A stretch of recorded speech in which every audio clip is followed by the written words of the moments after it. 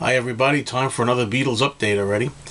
And I'm going to start out with a really weird item. And that's putting it mildly, okay? It's a 45 that I found. And the artist's name is, can't really pronounce it right, Lehelf, L-E, with a little accent mark, H-E-L-F, Lehelf. It's, came in this picture sleeve. It's a drawing of John Lennon, and the back has a little flap there, which I guess the record goes into. I mean, I put it in one of these in a sleeve. Now, because I collect so many things, I like any kind of oddity and anything unusual. This is very unusual. Now, from what I can gather from the information I found, this came out in 1981, and it's an independently pressed item, probably not really many copies that you can get that I know of. And why would I want it? Well, it's very strange, very odd, and it's kind of a novelty item. I guess this is how we felt when John Lennon first was killed, and this captures it pretty well. It's not really listening for everybody, but I'm going to put it on here. I got it on my turntable. I'm going to give it a press here and see how much of this you can stand. But it's interesting nonetheless, and it's kind of how you felt when you first heard that the news that John Lennon was dead, you know. So this is called Lennon Dirge. That's it, just Lennon Dirge.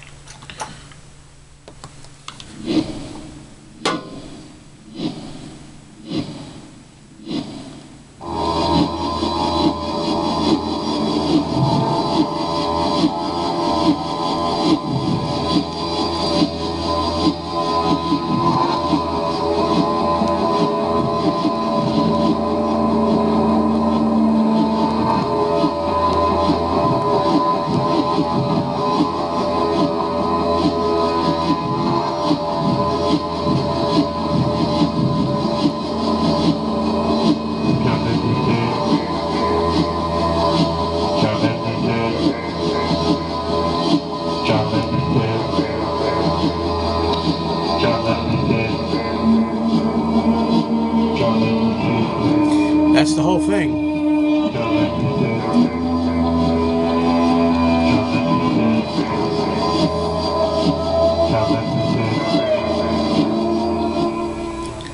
It goes like that for about 3 minutes or so, and the B-side is just about a minute or so of just silence, just a dead blank track with nothing but silence.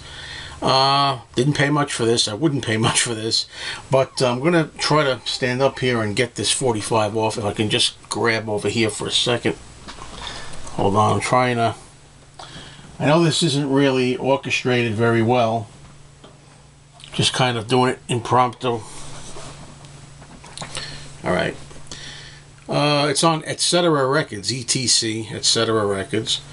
There it is. It's called Dirge for Lennon by Lehelf. Anyway, if you're kind of a completist, you like to have all kinds of conversation pieces in your collection, oddball things, this is one that certainly qualifies.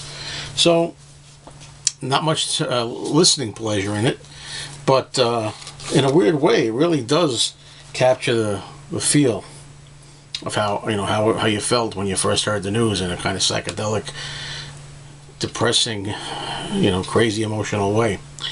Anyway, let's get on to something else. This is something that is brand new. Ringo Starr. It's the brand new Ringo CD.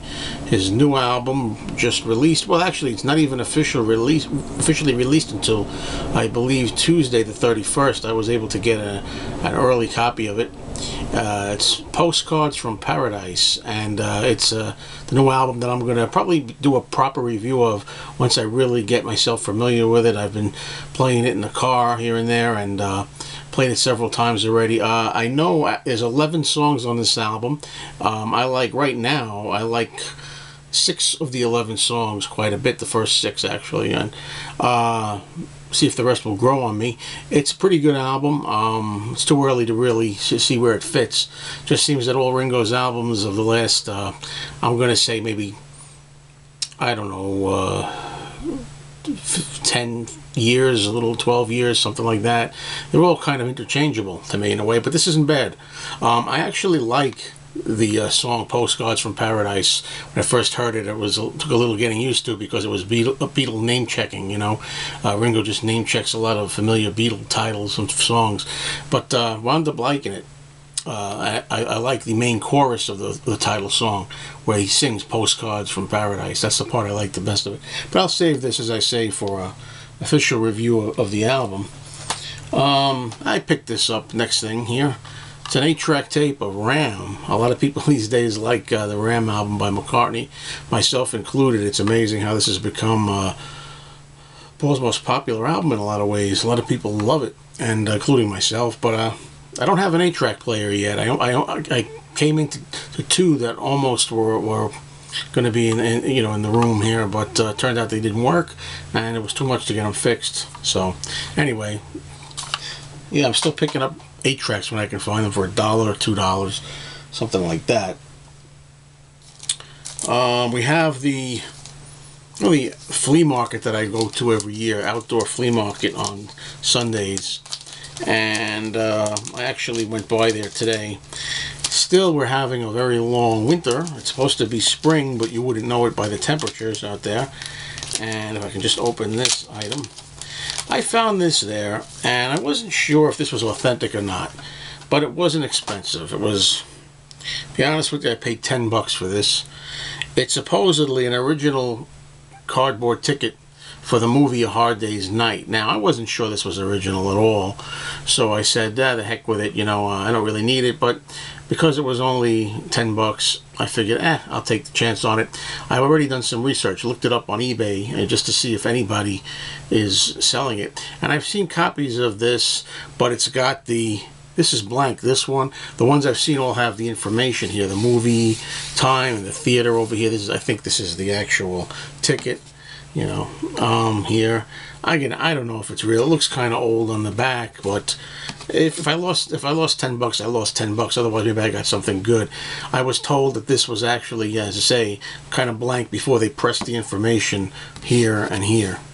So that's what it is. Okay. I got a Help album. This is a Venezuela copy of the Help album. And what kind of sets it apart is the yellow lettering up there. Got a stain up here. Wasn't too happy about that. I almost passed it up because of the stain. But, as I've said so often, I don't really like to buy multiple copies of the same album with the same cover. But if there's some kind of a change, different lettering, different coloring, anything a little different, I may get it. This is on very heavy cardboard. It's very thick, this album. Now we know the back cover, right? Some little differences, little different lettering and writing on the bottom from what we're used to. I'll show you the label. It's on an orange Parlophone label.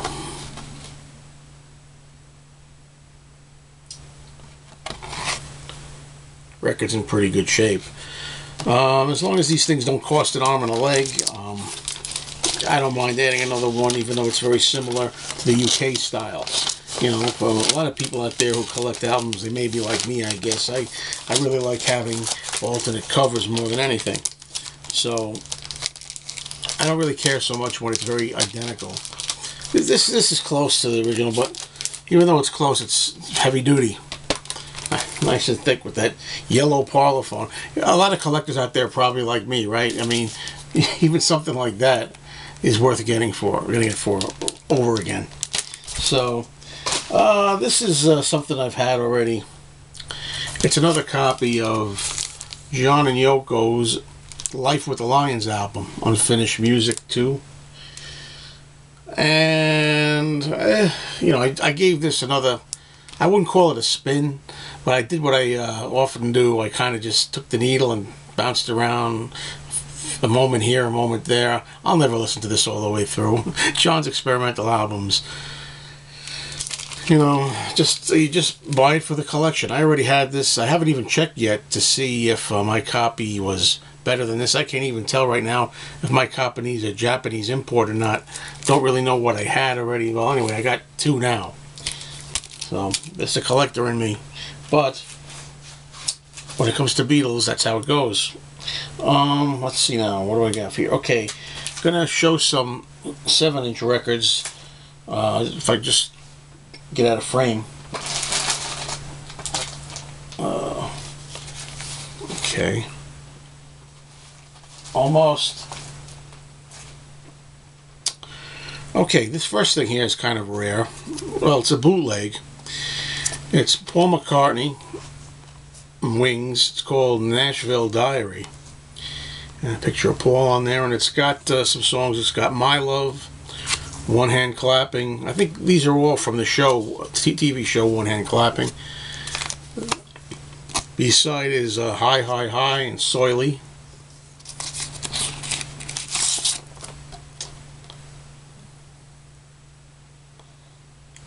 Says Not For Sale, of course. Recorded in Nashville. This is the early sessions he did with the great lead guitarist who died too young, Jimmy McCulloch.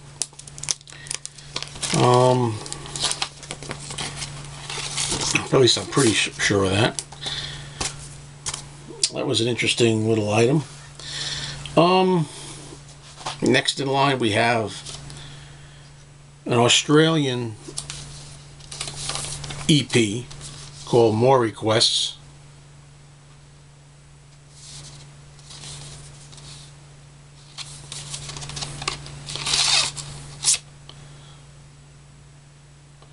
It's got Slow Down, Matchbox, Till There Was You, and I Want to Be Your Man. Interesting, only one original Beatles tune on there. The other three are covers.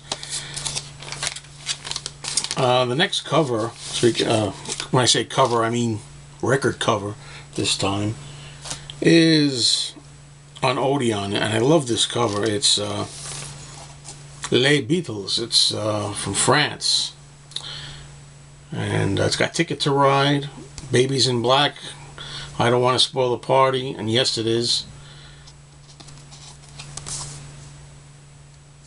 Really nice cover. Like I say, I love different covers, interesting covers. And this is on orange red Odeon label.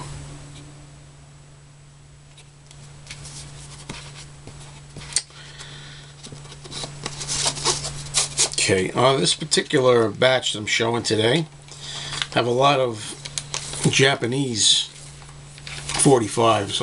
Okay, in it. I'm going to start out with, let's start out with this one here, which is Matchbox and Slow Down. This is from Japan. It's Odeon label. I had this already with an apple in the corner, which I believe is a later press. So, and then the blue color here on the one I had previously was a lot darker than this one. This is more of a light blue, sky blue. So, yeah, thought it was good to get another copy. Do You Want to Know a Secret? And Thank You, Girl. Same deal. These are in mono, by the way. These are mono 45s. Do I have any more Beatles? I guess that's it for the... Oh no, here's... I'll stick with the Japanese ones for now. We go into solo here. And we get John Lennon Mind Games Japanese sleeve.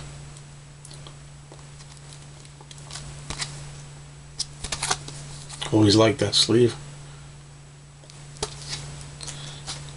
And we stick with John Lennon for Whatever Gets You Through the Night, and Beef Jerky, the instrumental from Walls and Bridges. Always like that cover, that photo. It's another nice one, John Lennon. This is Number 9 Dream,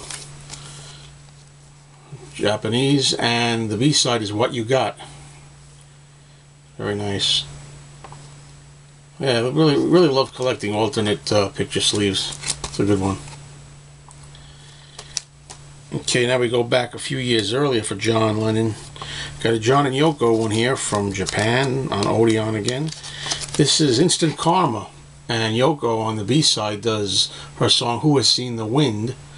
And it's got an earlier picture of them from, I guess, 68, 69. John wearing the fur coat. The last of the Japanese ones I have to show going to be Paula Wings again. This is Let 'Em In and Beware My Love. There's a good rocker from Paul, but you don't hear that often. That's a nice sleeve. Okay, the last two that I'm going to show, just make sure they're both from Mexico. These are both Mexican sleeves. Now the funny thing is they're the same photo. Both of them are identical, but there's different songs on them. This one here has Bad Boy, Dizzy Miss Lizzie, You Like Me Too Much, and Yes It Is.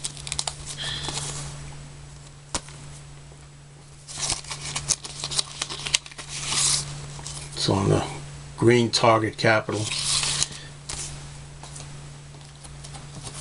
The other one has Help, I Need You, Ticket to Ride, and The Night Before. The back just has the lyrics.